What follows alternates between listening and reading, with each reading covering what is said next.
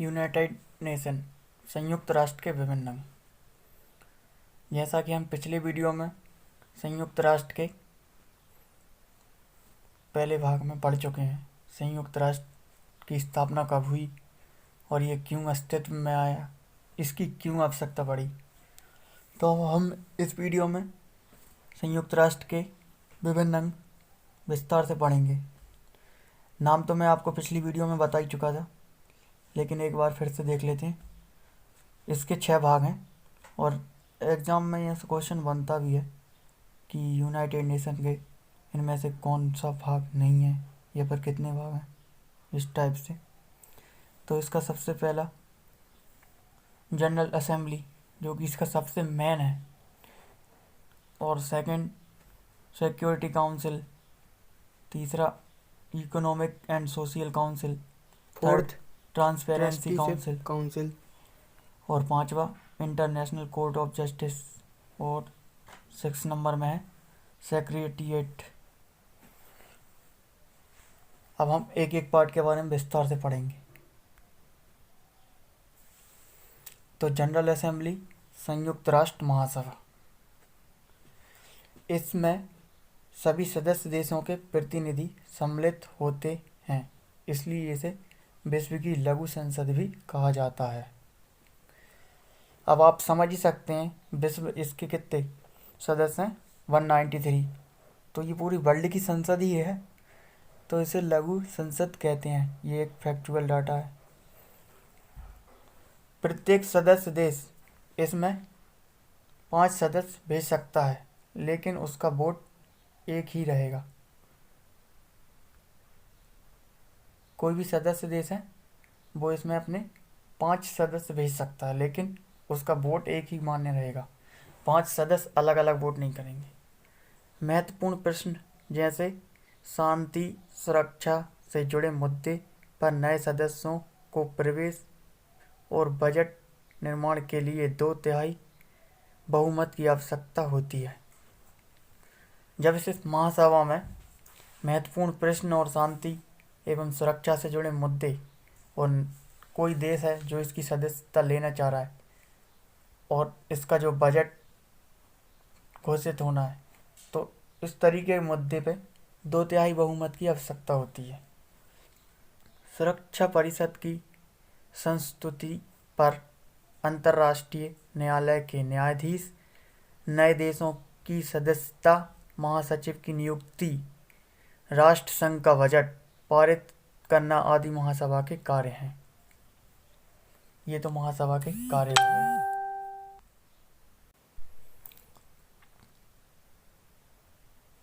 अब दूसरा part, security council, सुरक्षा परिषद। ऐसे संयुक्त राष्ट्र संघ का मुख्य अंग है। ये गलत टाइप हो गया। इसे संयुक्त राष्ट्र का मुख्य अंग है। संयुक्त राष्ट्र घोषणा पत्र के अनुसार अंतर्राष्ट्रीय शांति और सुरक्षा को बनाए रखना सुरक्षा परिषद की मुख्य जिम्मेदारी है। ये जो फर्स्ट लाइन है इसमें टाइपिंग मिस्टेक हो गई है, सॉरी।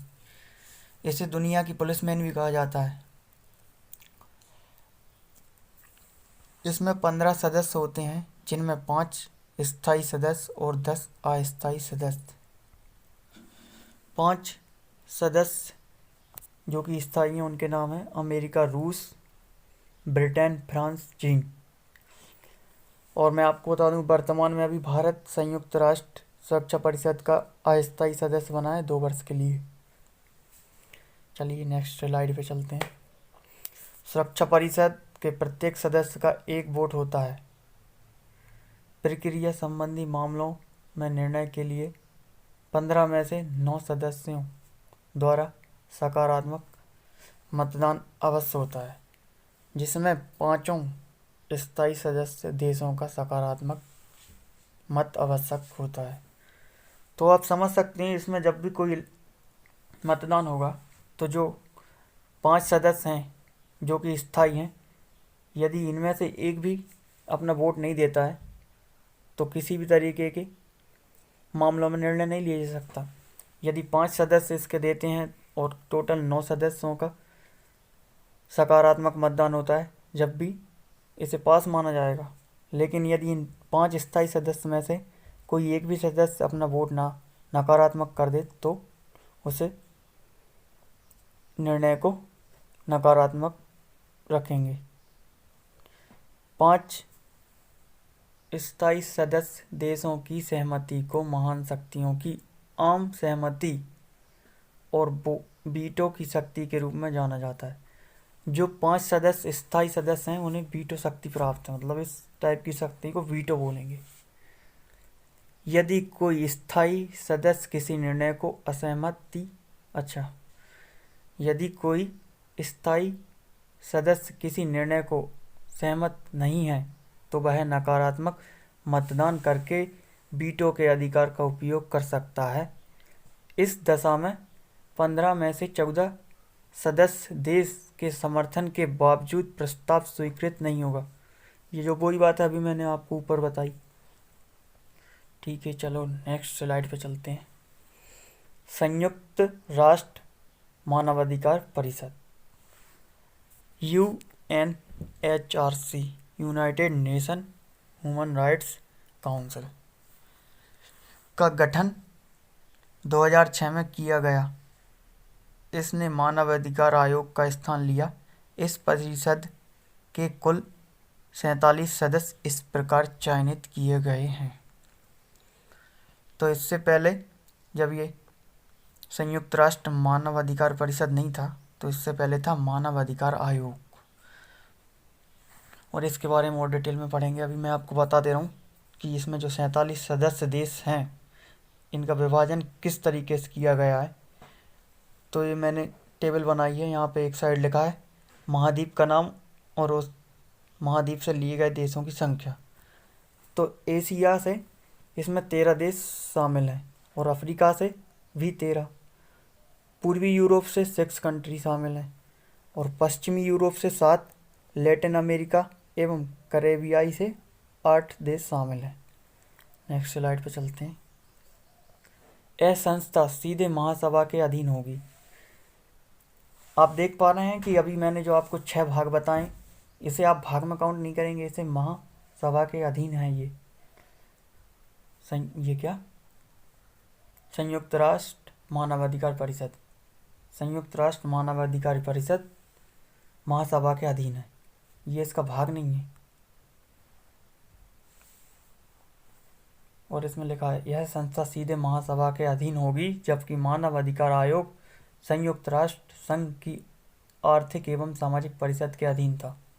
जो पहले था वो उसकी बात हो रही। इस परिषद में सदस्यों का कार्यकाल 3 वर्ष निर्धारित किया गया है, किंतु इसके 1/3 सदस्य प्रति वर्ष रिटायर होंगे। कार्यकाल 3 वर्ष रहेगा और 1/3 प्रति वर्ष रिटायर होंगे। बिल्कुल राज्यसभा जैसा सिस्टम है।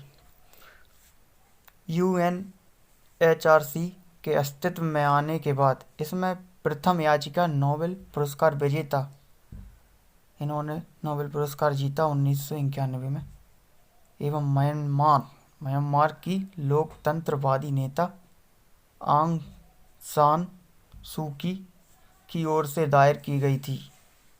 नाम बड़ा अजीब है। इसका मुख्यालय जिनेवा में है। चीन ने सर्वप्रथम वीटो का प्रयोग अगस्त 1972 ईस्वी में बांग्लादेश के विश्व संस्था प्रवेश के प्रश्न पर किया। इसका मतलब है विश्व संस्था प्रवेश मतलब UN की सदस्यता लेने के समय चाइना ने कोई रोक लगाई होगी बांग्लादेश पर, क्योंकि बांग्लादेश भारत ने आज़ाद करवाया है और चाइना भारत से वैसे ही जलती है। समझ गए होंगे आप। ठीक है, यहाँ पे ये अपनी स्लाइड ख़त्म हो गई हैं। अब जो भाग रह गए हैं उनके बारे में अपन अगली वीडियो में पढ़ेंगे। 6 में से अपन ने कितने कंप्लीट कर लिए? 3 कंप्लीट कर लिए। 3 के लिए नेक्स्ट वीडियो में अपन कंप्लीट कर लेंगे। Thank you. इस तरीके की वीडियो मैं लाता रहूँगा, मैं सीखता रहूँगा, आपको सिखाता रहूँगा।